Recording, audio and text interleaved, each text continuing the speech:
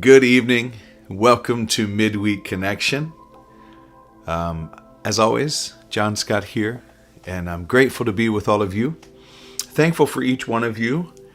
And I say this often, but I say it because I mean it. I'm thankful that you are a part of a movement like this. One Love, consciousness movement. We are consciously moving through the earth, and instead of going through life haphazardly and mistakenly, we're going through life intentionally and consciously, deciding to be awake and aware and alert to our divine creation that's within us. And as a result of that, showing up as a more loving, more peaceful, more kind person in the world, and ultimately showing up as a more positive, energetic type of frequency in the world, being love and truth and grace in everyday life. And what the world needs now more than ever before is love, sweet love. And we all get a chance to really vibrate at that level. And when I say vibrate, because some people get a little weirded out when ministers use the term vibrate, everything is energy. Everything is a vibration of some sort. Sound is a vibration. What you're seeing is also making some kind of a sound on some level. You may not be able to hear it. It's just like dogs. They have a different level of hearing than human beings do. And they can hear at further distances. They can also hear some vibrational frequencies that our human ear is not attuned to. Everything is vibrating and moving, and it's all activity. It's all energy. That's why Einstein said that everything is energy, and that energy cannot be created nor destroyed. The shape can change, the aim can change, the direction that the energy is going in can change, but you cannot kill it, you can't destroy it, and you can't create it. It was all created, possibly. The Big Bang transpired as a result of that, as it is talked about in a lot of evolutionary theories and talks. But the Big Bang was initiated by the ultimate source. That's what at least I personally believe. That the ultimate source is the one who caused that evolutionary thing to begin to unfold. And it was a rebirth of its own self. Really, it's great to be able to see the beautiful metaphor in all of those possibilities. And then here we are. Here we are as conscious beings. We are aware that we are aware. Isn't that something? Think about the miracle of that. That you just have an awareness within you that you are.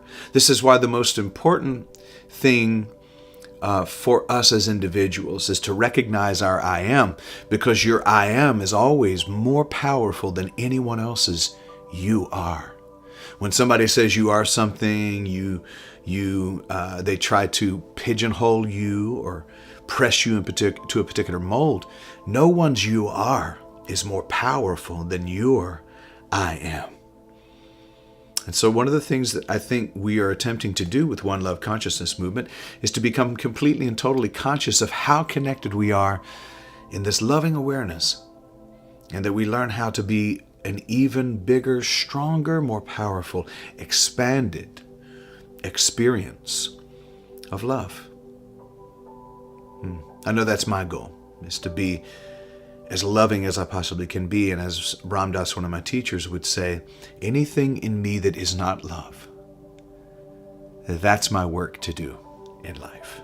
Any place in me that is not love, that's the area for my personal expansion and work in this life.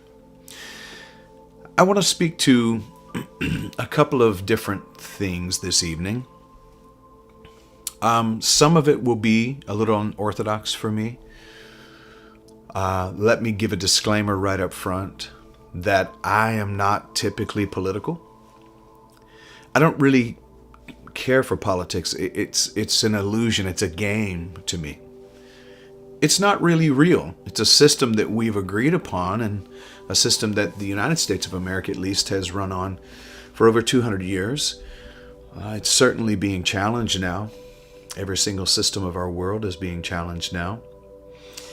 And I don't speak to it as much. And honestly, A lot of that is because of my privilege in life, my particular standing in life. I recognize that I don't have to talk about it much because, well, I'm middle-aged, heteronormative.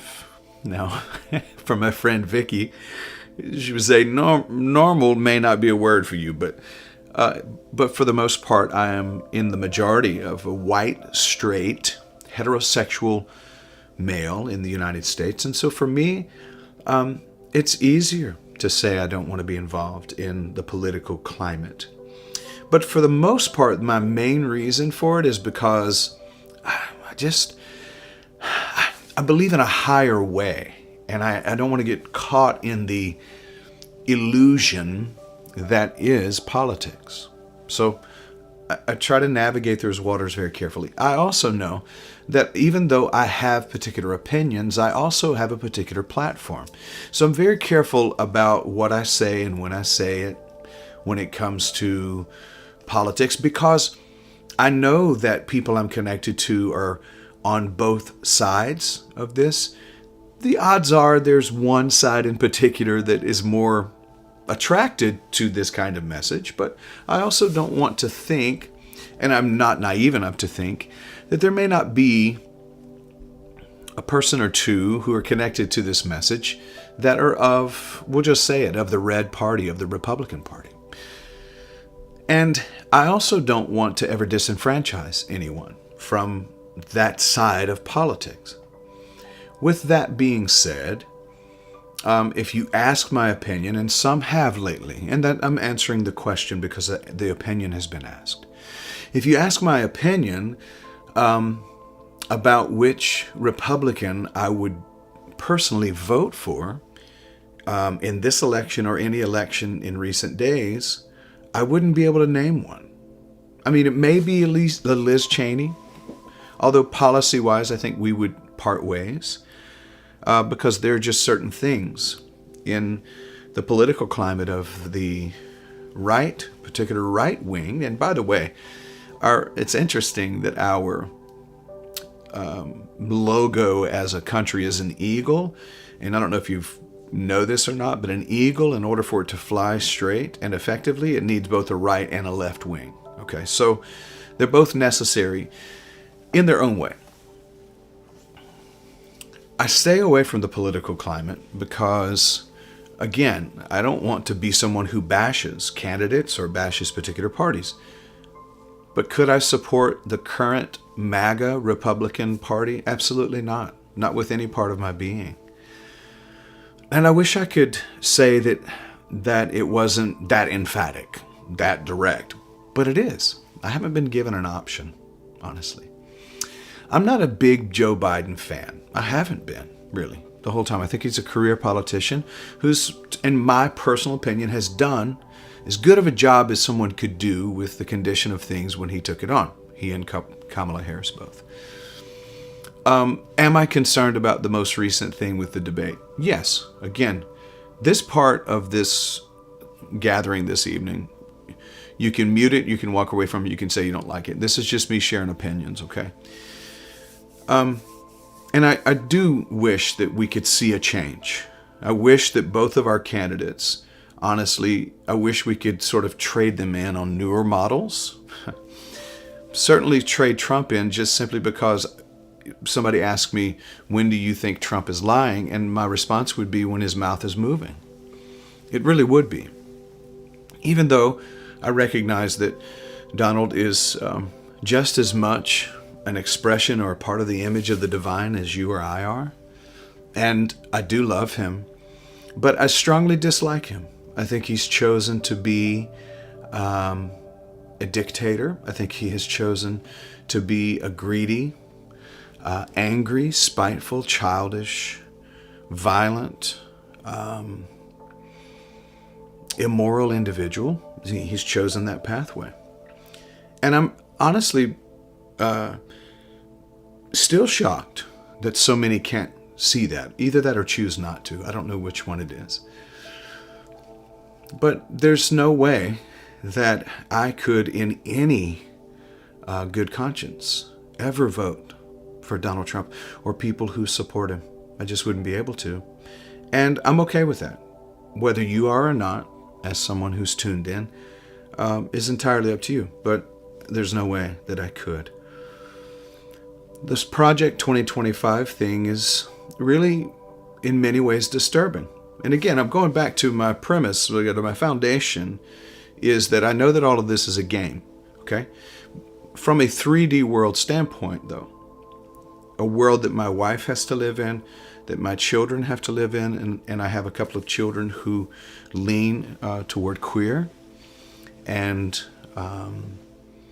pansexual, non-binary. I know that the world becomes more dangerous with a MAGA-led United States for my family. So it makes it a little difficult for me to be able to support. And I'll say this.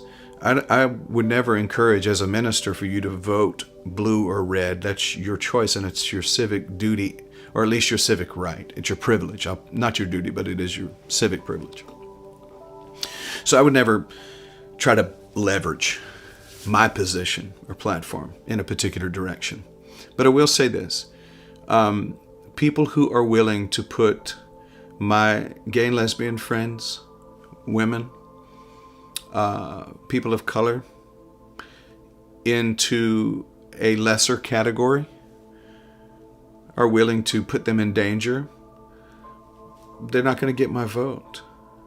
If they support those kind of policies, there's no way in good conscience that I could vote for them. Now, Project 2025 looks to me, as I've read it, to be a little less sensational than some have made it. And I think it's important for you to read it yourself. And instead of just seeing the spin, because there's spin on everything, the right is going to spin things a particular way, the left is going to spin things a particular way, and neither one are telling the whole truth.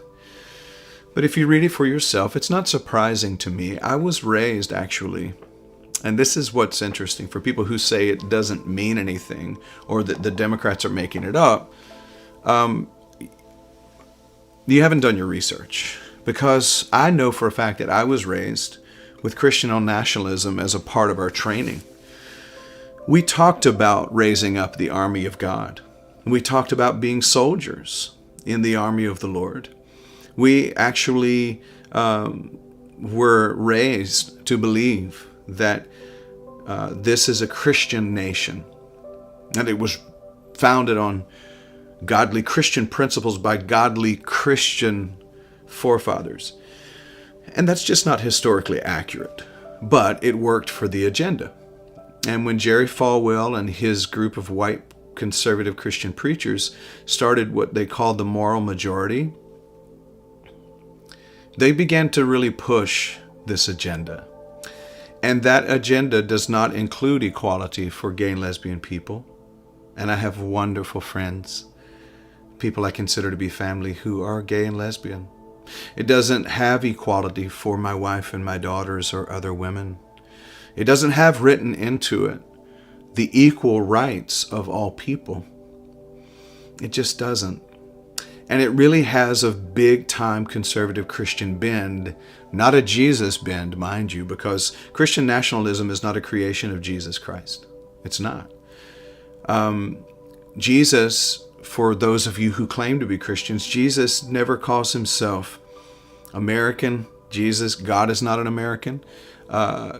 Jesus is not an American. Jesus is not a British young guy. In fact, Jesus, in his original culture and his race, the race of his time, his cultural background, his ancestry, he would be written out of Project 2025. Jesus is not a white male. Jesus's mother was of Ethiopian, at least part of her descent, and her ancestry was Ethiopian. So Jesus would have been darker skinned, probably of Arab-looking male, who would be profiled as a Muslim, be profiled possibly as a terrorist. And I don't believe Jesus would back Project 2025.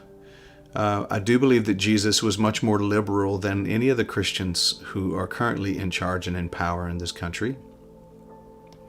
And there's an overall Christian agenda. Listen, in this country, we have the freedom from religion and the freedom to religion. which basically means you don't have to be religious if you don't want to be. And if you want to be of another religion besides Christian, you can be. And that's how we should keep this country. That's how we can really live free and learn to live together. Let me just say it this way, there's no one religion that God sanctions.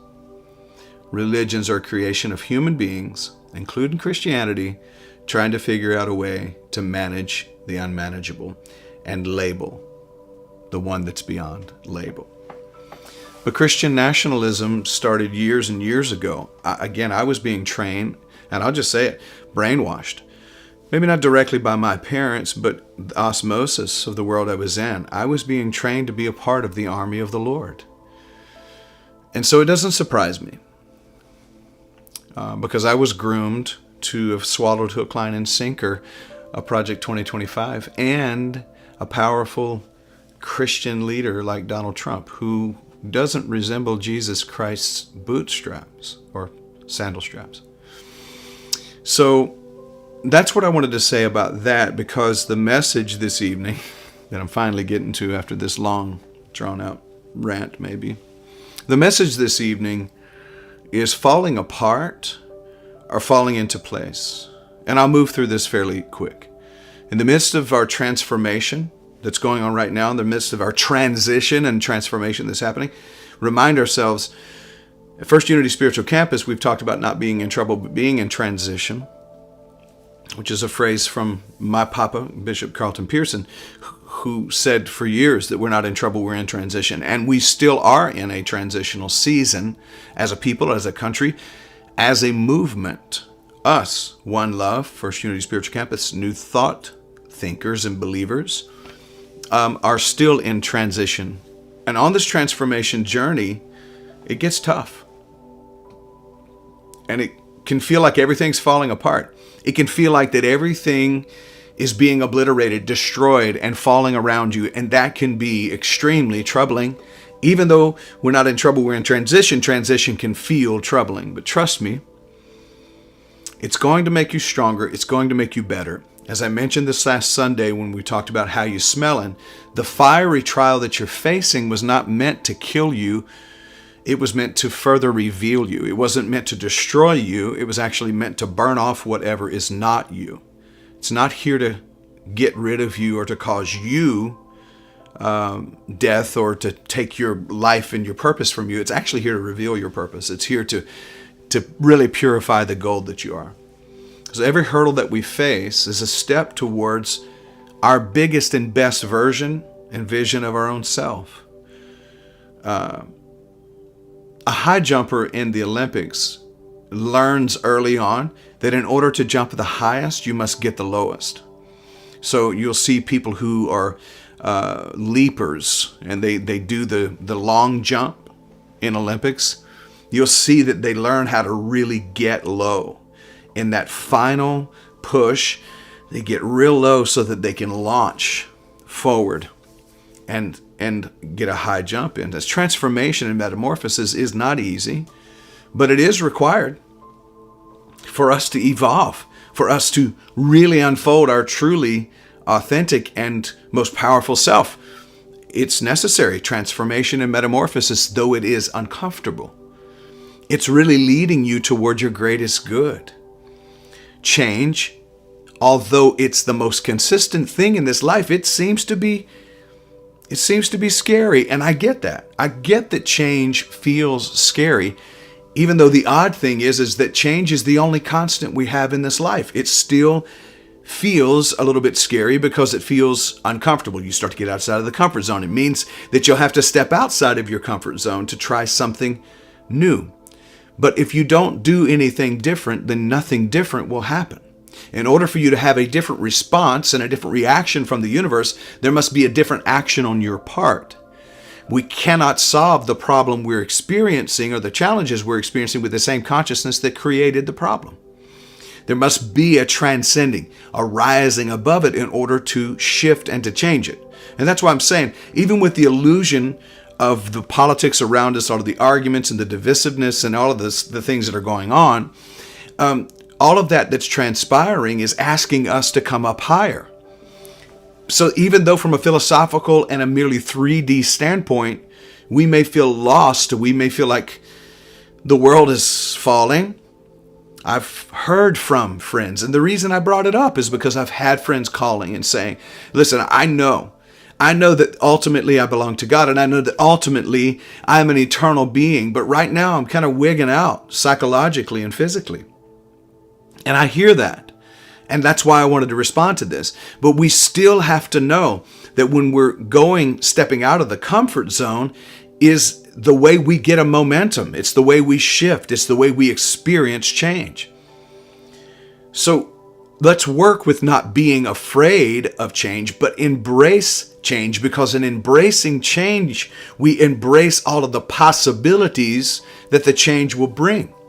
We won't see anything different if we don't see things differently.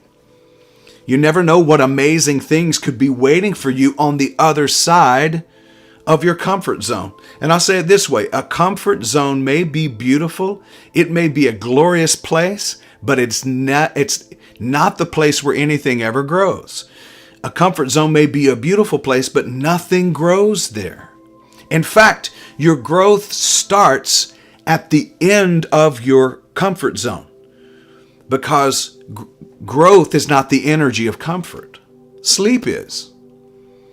Growth is found just beyond the comfort zone. So the encouragement this evening is to recognize it may look like on the surface that it's falling apart, but it's really falling into place. So I need to unlock my inner power. Whatever has been holding me back from recognizing my divine origin and keeping me from my divine strength to shape my divine destiny, whatever's been holding me back from it, I'm going to let that experience, that pressure, cause me to experience a breakthrough. I'm not having a breakdown. I'm having a breakthrough. Some of the things that are objects may need to break down in order for my breakthrough to have room to expand. But I'm not breaking down. I'm breaking through. Embrace the truth of your divine origin, unleash your divine strength, and take charge of your life from the inside out. Don't allow, as I go back to this last Sunday when we were talking about pain, don't allow the stink of pain to stay on you. I'm so grateful.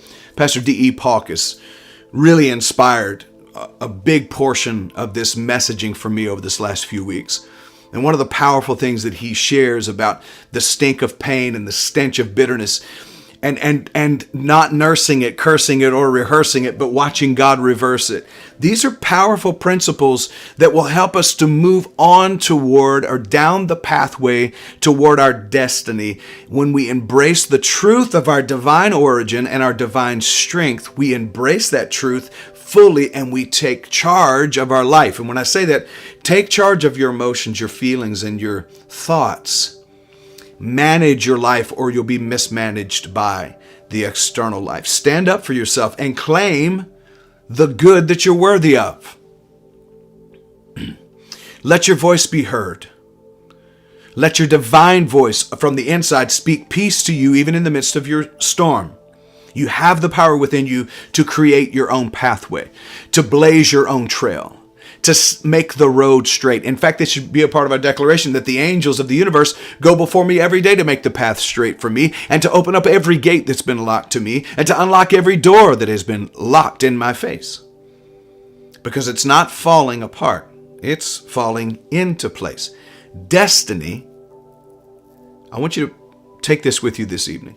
Destiny is waiting for you to launch out away from the harbor of safety and into the great open seas of possibility.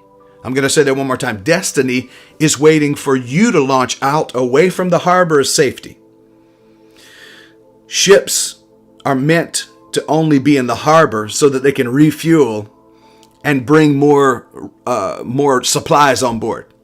They're not meant to stay in the harbor. A ship may look nice anchored in the harbor, but its intent was to be out at sea in the great open sea of possibilities.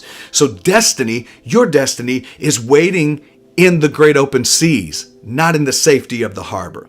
So step out of your comfort zone. Embrace the adventure that awaits you in that vast open sea of possibilities. Your future is calling. Will you answer? That's the phone that's ringing. It's not a ringing in your ears. It's an alert. All of us get notifications on our phones. There's an alert going out right now to wake up and to become aware of the beautiful future that we have before us. And it's created in the now, in the present moment. Your future is calling you. Will you answer? Will you cast off and set sail toward your dreams? Or will you lock yourself into the safety of the harbor? Unlock the power within you and launch out into the sea of possibilities. So as you go through this time of transformation, as you're experiencing the pressure of what is happening in our political sphere, what is happening in the world at large, what is transpiring still in Israel between the Israelis and the Palestinians, and what's transpiring in Gaza, what's going on in Ukraine, all of the wars and the rumors of wars, all of the things. And, of course, both of these candidates blame the other one for it. The truth is that there's been wars and rumors of wars as long as people have fought over land and fought over power and fought over money. And that's why Bob Marley said, when the love of power gives way to the power of love, we will see peace. When the love of power gives way to the power of love, we will see peace. This is our message. That's what we're here to message. So during this time of transformation, remember to be both patient and kind to yourself in this process. Trust that everything is happening for a reason, and then this season really to put you on the right path. Sometimes we will walk around in circles if the path doesn't get narrowed for us. And the universe knows this. God knows this. When we're born, we leave the openness of the womb and we move into the narrowness of the birth canal in order to be pushed out into the right path for our birthing. Embrace your inner strength and believe in your own potential, the power that's within you, the kingdom of God that's within you. It may feel rough. It may feel tough. It may feel impossible at times, overwhelming. But the happiness, the fulfillment, the joy, and the peace that awaits you on the other side is worth it. So please remember this tonight if you don't remember anything else. Your comfort zone may be beautiful, but nothing grows there. All growth starts outside of the comfort zone. And so your destiny is waiting for you to launch out away from the safety harbor, the harbor you felt safe at, to launch away from it and out into the great open seas of possibilities. In closing, tough times are a natural part of the transformation journey. Every hurdle that you face is an opportunity for growth and strength. When you embrace change and you embrace your divine nature, you step out of the comfort zone, you step into growth and more fulfillment. Start believing in your limitless possibility and potential and trust.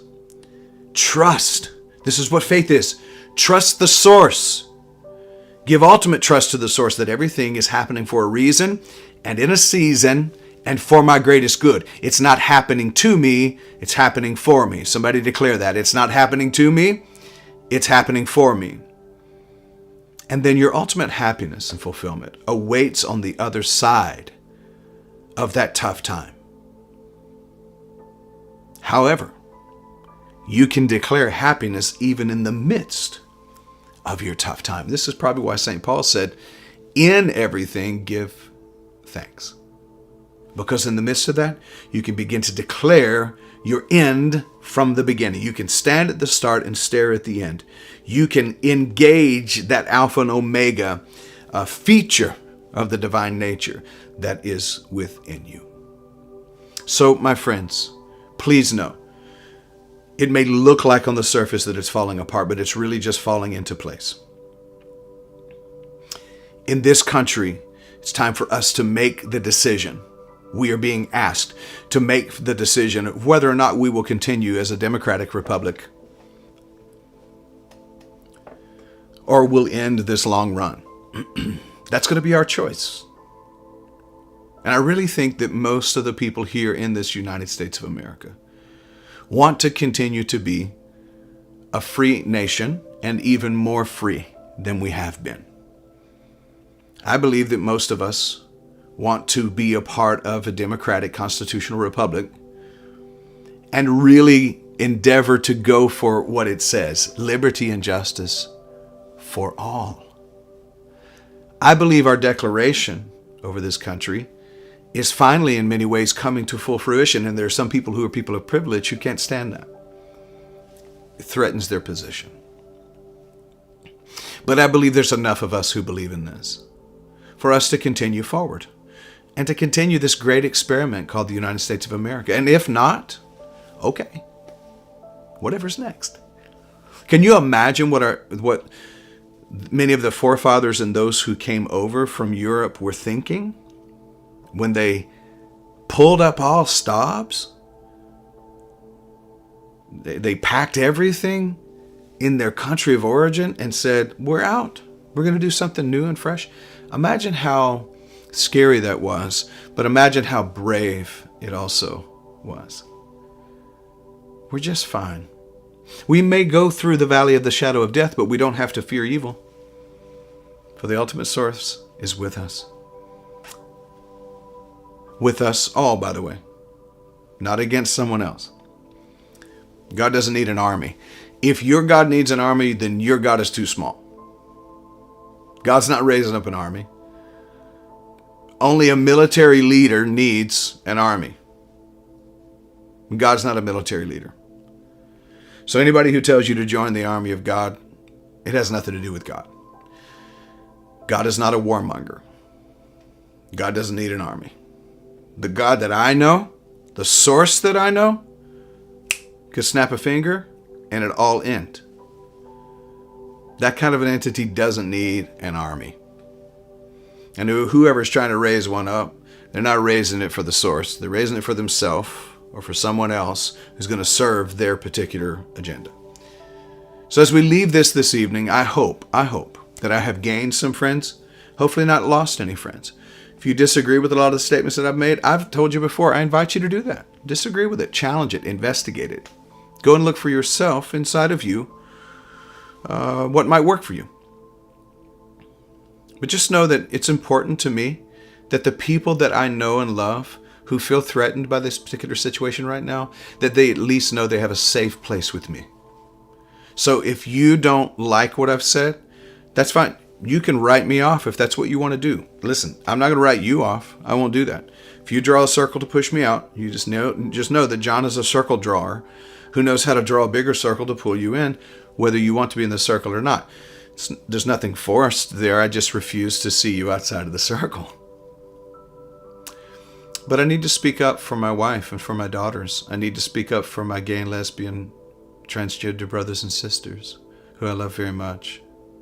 I need to speak up for my brothers and sisters who are black and brown because I love them very much.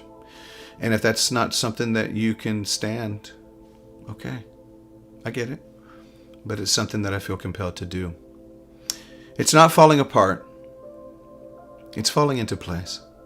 Can you allow yourself to believe that? I hope you can. Okay, friends, I've kept you for long enough this evening. I love you very much. And I want to say to you, now go and make it a great evening because you absolutely